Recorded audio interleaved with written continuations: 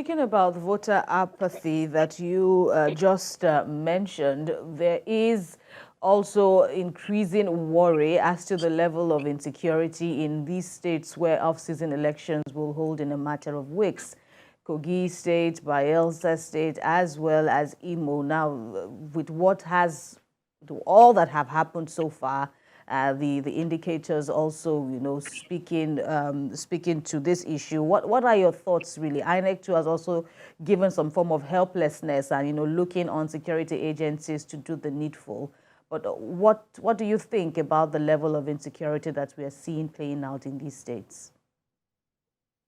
I mean, unfortunately for INEC, the level of insecurity is outside their purview because they have to rely on the Nigerian police, and in some instances, they have to rely on the military to provide security while they conduct elections across the country. And these states that you have rightfully mentioned have been known for violence and the volatility of elections in those states.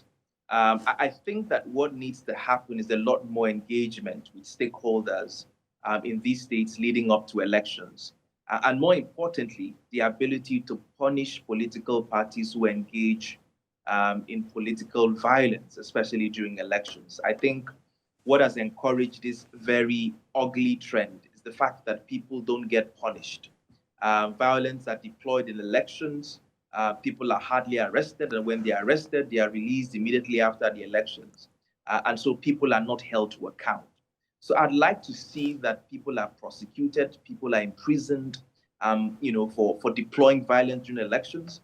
And I'd like to also see punitive measures on the political parties that benefit from this sort of violence. Perhaps they have to lose, the polling unit in which that violence was deployed.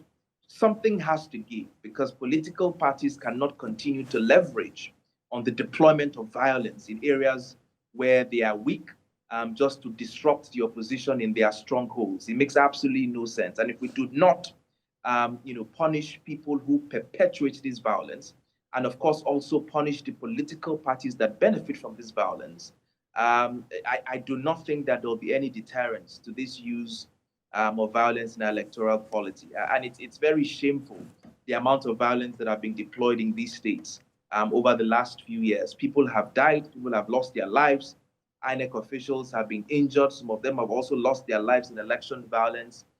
So something has to be done. And I keep re-emphasizing the fact that this all boils down to why Nigeria has one of the lowest voter apathy in the entire world. And it gets worse because INEC usually budgets for elections based on the amount of registered voters.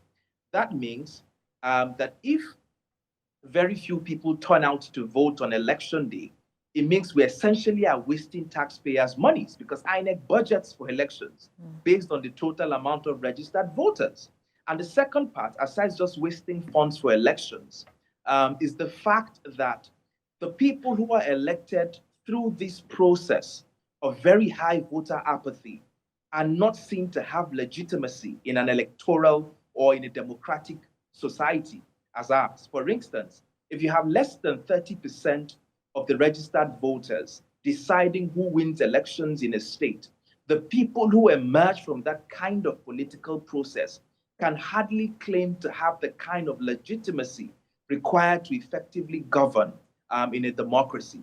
So these are the issues that I think that are worth looking into to ensure that we have elections that are violence-free, to have elections that are credible, to have elections that are transparent, to inspire the voters and the electorate to have confidence in the process, to go out and cast their votes and be sure that their votes will count. And whoever emerges from that process really is a reflection of the will of the people.